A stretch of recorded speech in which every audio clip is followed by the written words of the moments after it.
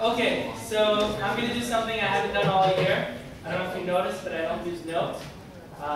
Tonight I want to use notes, and I forgot to print them, or I didn't have time to print them, so I'm going to read them off my computer. Because I want to get this right.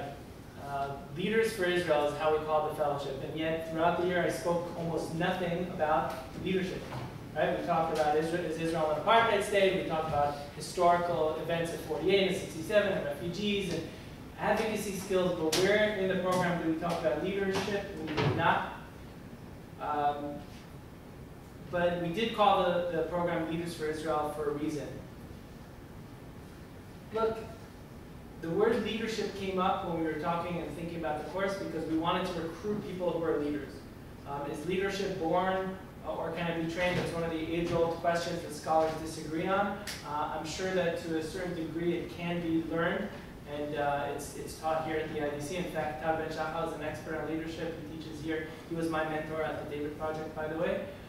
It definitely can be taught. Okay? It can be developed, it can be nurtured, but I think, at least I personally believe that at the end of the day, there's some kind of leadership traits that people are born with, or people develop at an early stage at least, and those are not necessarily taught.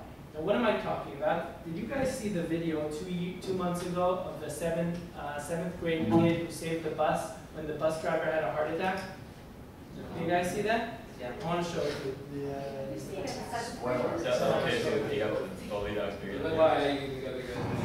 Just any ordinary day. Jeremy Whitchick was expecting another dull day when he hopped on board the bus this morning.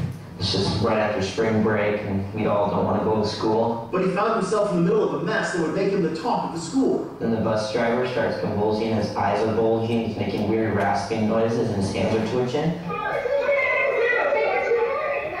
The bus driver was suffering what appeared to be a seizure. The bus rolling down the road out of control. And I was just thinking about, I don't want to die. And the 7th grader jumps into action.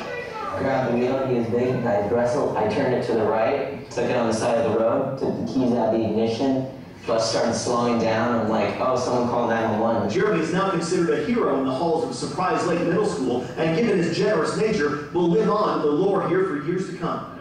My principal said that I'm going to get free snacks because we have a snack bar over there. Hopefully I don't get too many. I'm telling my friends, hey guys, what do you want? Free snack bars! And remember, Jeremy's just 13 years old, so he doesn't have a driver's license. So how does he know his way around a steering wheel so well? Let's just say it's not his little secret with Mom anymore. Teacher lets me back the car on the driveway so I can give it a car wash. So don't tell my dad that, okay? So. It's like the guy on Al Jazeera that says, don't say about the So he's a regular 13-year-old, and yet 45 other 13-year-olds sit down, paralyzed, do nothing. I saw Ilana's mouth open wide. To me, when I first saw it, it was incredible. It's incredible that this kid jumps into action and does something. And I started thinking then about why. Why did he do that? What did he have that others don't? And I came up with, this is my formula for leadership, three things that you need that this kid had and that I think all of you have. The first is, and by the way, I don't think he did it for the snack, for the free snack, and I don't think he did it just because he was the only one who knew how to drive because his mother taught him. That was definitely the taught part, and he knew he could do it. But I think there's something much deeper. The first thing is realizing change is necessary. Realizing, recognizing change is necessary. Okay? There's no leadership without change. There's no such thing. And leaders must realize that point A is not sufficient, and we need to somehow get to point B or C or D. You don't necessarily need to know the way, but you need to know that change is necessary. We're at a bad place or a place that is not good enough. In this case, it was very clear. When the bus is racing down the road, he knows that if something doesn't give, they can all die. He said it very clearly. I didn't want to die.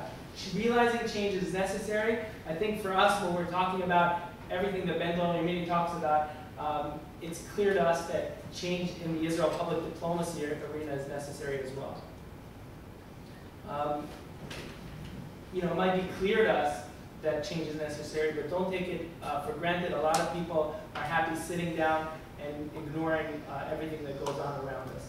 The second thing that I think he had and that you have is believing in your ability to bring about that change. Okay, Moshe Rabbeinu had that as well. Yes, Moshe Rabbeinu was doubted himself, but I think internally he knew that he was meant for the job. That's why he intervened in other cases in the same story where he goes to stop fighting of a Jew, a Hebrew and a Hebrew, and a Hebrew and an Egyptian. He knew that he was the man, and this kid knew that he had the ability to bring about change. The third requirement is simply taking action, and this is the most important one. It's not enough to recognize that change is necessary or believing in yourself. The biggest leap that leaders need to take is recognizing that you cannot think. And look at this kid. He had no time to think. Okay? He just jumped into action. Tal Ben-Shahar once, he writes this in his books also, he asked me the question, you're walking down the street, all of a sudden there's a huge wall. As far up as you can see, to your right and to your left, there's a big wall. You're holding a backpack. How do you climb over the wall? What do you do? Okay? And this is a trick question. People answer, you go to the right, you go to the left, you try climbing, you go back. His answer is, anybody know? You throw the backpack over the wall. Okay, why? Once you throw the backpack over the wall, you're committed. You'll find a way to do it. Okay, my message to you tonight is throw your backpacks over the wall. Just do it. There's always excuses not to get involved. You guys are going to go on with your school and careers and family lives, and there's always a million reasons to do other things, but when you see the bus going down the hill, when you see all the negative things going around, and you know that you can affect change, because you can, the most important thing you can take from this course, look, a lot of you may have thought that you were going into it just to learn, and we had a very, I think, stimulating, intellectually stimulating course, but that wasn't what the course was about. It wasn't about learning and discussing the issues, it's about doing. Okay, my challenge to you tonight is throw your backpack over the wall, whichever projects you decide on, whichever actions, know that you are going to make a difference, you are going to do something. Just do it. I'm going to skip a lot of this, and I'm going to end with two final notes for you, or final thoughts. The first is never lose sight of the big picture, the elephant, for those who remember from the beginning of the course. And that's the very simple truth that there is just, that Zionism is just, okay? That we have a place to be here. All the details and policies, that's all noise. At the very, very basis, we have to believe that we have a right to be here, especially those of you who live here or continue to live here. So many Israelis are losing sight of the very basic truth of this is our home, we have a right to be here. Zionism is built on a morally just foundation. The minute we lose sight of that, all this public diplomacy and cats and truth apps have no effect and impact whatsoever if we can articulate and believe internally at least that we have justice on our side. Okay? Natan Alderman, we're not always right, but the big picture, the foundation, we have justice on our side. Natan Alderman, for those of you who might have read this poem before, when he passed away, his son went through his drawers, opened up the drawer, found the last poem probably, or one of the last poems he wrote when he was very depressed, possibly the most powerful poem about this. Then said Satan, אז אמר השטן, הנצור הזה, איך אוכל לו? איתו האומץ וכישרון המעשה, וכלי מלחמה ותושייה עצה לו, ואמר, לא אטול את כוחו, ולא רסן אשים ומתג, ולא מורח אביא בתוכו, ולא ידיו